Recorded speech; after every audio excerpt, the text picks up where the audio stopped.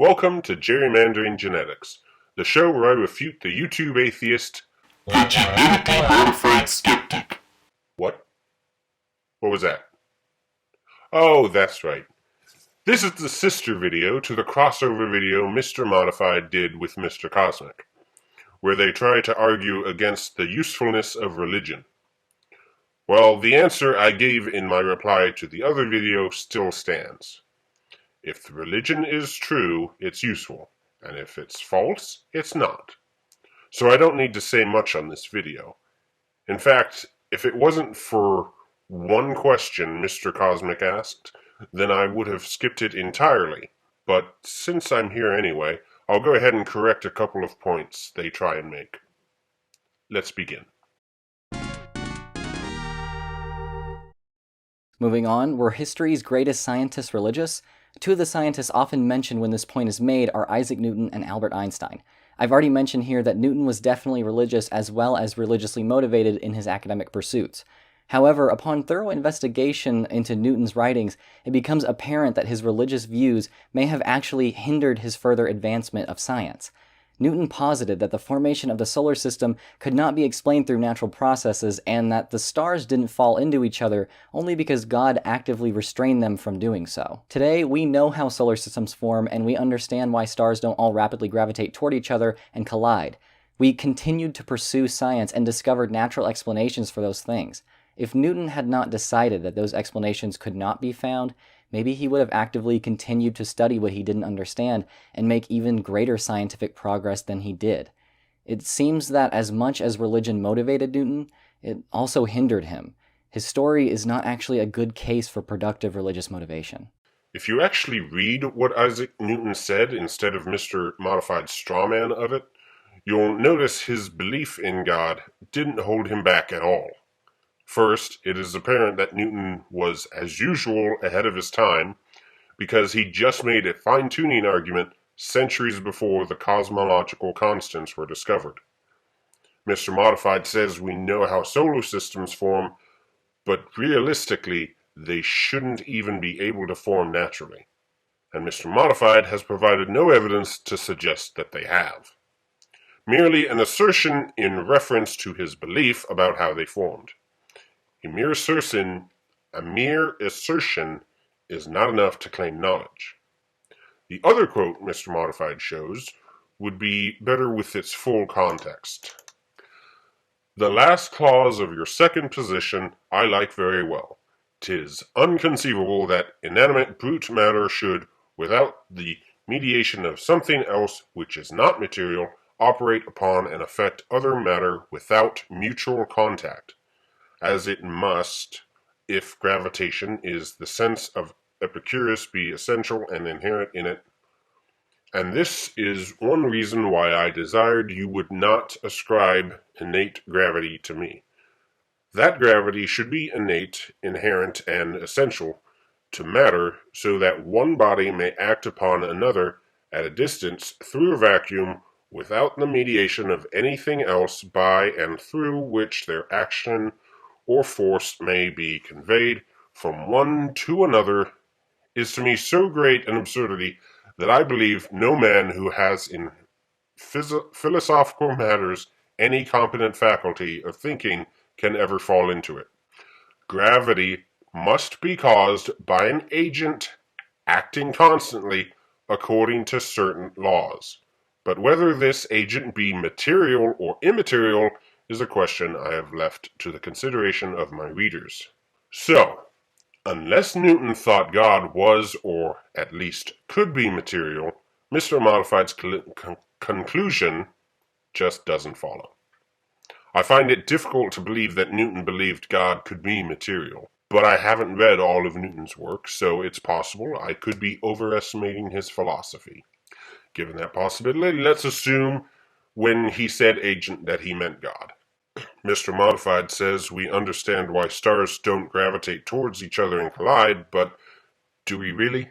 Sure, we know space is expanding, and the rate of expansion is enough to keep gravity at bay, but did Newton not know about expansion? I assume he didn't because Hubble wasn't born yet, and Newton isn't giving credit for discovering it, but Mr. Modified didn't seem to think it important to mention, and this is the point I'm driving at. Newton had no way of knowing about expansion, so how can you claim that it was his belief in God that held him back from discovering expansion? Telescopes back then were not powerful enough to discover redshift. It is quite absurd to think that someone as obsessed with learning as Newton was would arbitrarily say, God did it, so I can't figure it out, which is basically what you're saying he did when you say God held him back.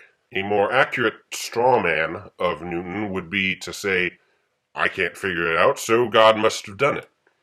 But of course, I don't believe Newton would agree with that statement either. And now I have a note telling me to make up the rest, because, in case you couldn't tell, this was not the most cohesive thing I've put together. And I wrote it down. In spite of it being written down, it doesn't feel very cohesive, and I kind of feel like I just skip around a bit. When you read Newton, you will not get the impression that he stopped because he couldn't figure something out, and so just ascribed the rest to God. He missed expansion because he had no way to know about it. I hope that's clear in spite of me rambling a bit. Next, we move on to the question that if Mr. Cosmic did not ask, I would not have even bothered making this video. If you're religious, then answer me this question, and do so honestly. If your God explicitly told you to murder your family and then go and shoot up an elementary school, would you do it? And don't try to wriggle out of the question. Speaking hypothetically, would you, in the vein of Abraham, commit an atrocity if it was mandated by God? There are, of course, two answers to this. If you would do so, then at least you're consistent, but you've demonstrated just how dangerous the belief in an objective religious morality is. This is harmful to society and therefore negates the argument for utility. If you wouldn't commit the murders, then you're admitting that your morality exists independently of God, and that in fact your God is subject to your own moral code, proving that morality is not grounded in religion, but vice versa. Either way, religion can't be said to be useful as a basis for morality because it's either a dangerous one or not really one at all. I've heard this question before, but I don't think I've ever heard a response before. I'm sure it's been answered many times already. Most atheist objections have, if not all of them. But I don't remember ever seeing it, so I'm happy to be covering it. Now, obviously, the first thing that comes to mind is the fact that God would never command something like that. I would be justified in my belief that this person telling me to kill my family is not God. It's a ridiculous hypothetical. And to this, Mr. Cosmic would say, and in fact basically does say, that God did make such a command with Abraham. But there are some important distinctions to be made here. First, God didn't just randomly command Abraham to sacrifice his son. He spoke to Abraham multiple times before. So Abraham would recognize God, and Abraham would have a good idea of the character of God. In fact, one of their conversations was Abraham discovering just how good God was, while at the same time discovering just how pervasive Sodom and Gomorrah's sin was. This conversation often gets joked about as Abraham negotiating with God, but this was not a negotiation. This was Abraham pleading for mercy and slowly discovering just how bad it really was. Second, Abraham knew his son would either not die or be returned to him alive. So comparing God telling me to kill my family to Abraham is a false analogy. Unless you include in the hypothetical the promise that everyone I kill will either not die or come back to life. But of course, answering this way would be a bit of a cop-out. Obviously, for the sake of the hypothetical, we have to assume that we know it's really God telling us.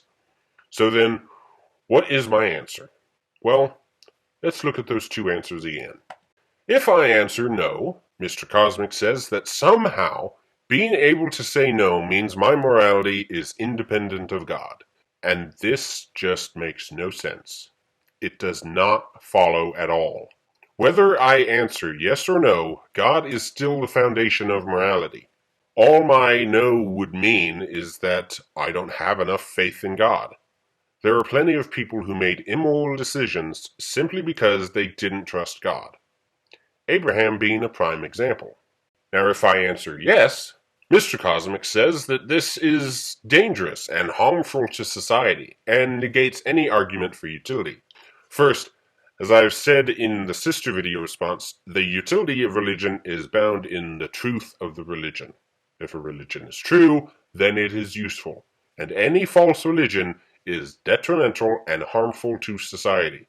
So it doesn't really matter to me if it negates a utilitarian argument, because morality is not based on utilitarianism.